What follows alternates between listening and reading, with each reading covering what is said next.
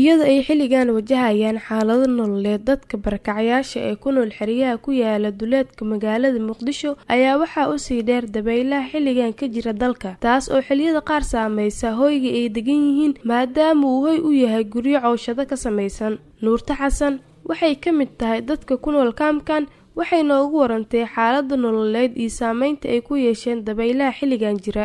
buushayaalka jikada hadda leeyahay judug subaxad hadda sameeyto jalmadkood ka kaasado judug dabeeshi layb way bismillaahir rahmaanir rahiim dabaa raashinkii adkastii ad hela eed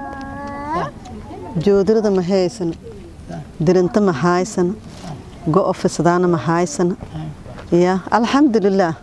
sida ilaahay weeliya fayla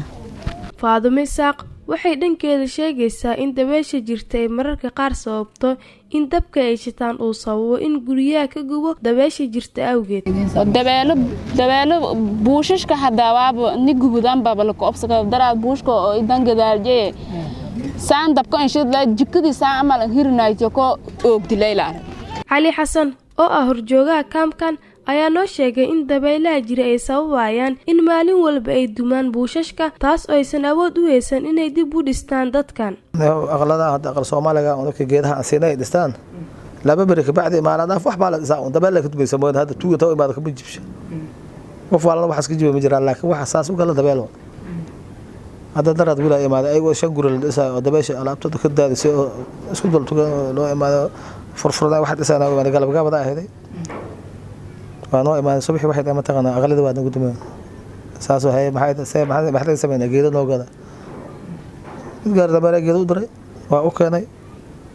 shantooda waxooday qaateen ayagoo gacantooda ka dhis warkama ayaga gacantooda reer baadi way gacantooda ka dhistaan maadaama lagu gudo jiray xilliga jiilaalka waxaa inta badan dalka laga dareemaa dabaylo xoogan taas oo wadata saameyn kala duwan oo ay ugu horeyso in qashinka iyo carada ay dabeesha soo qaado iyadoo ay u horseedi karto saameyn caafimaad.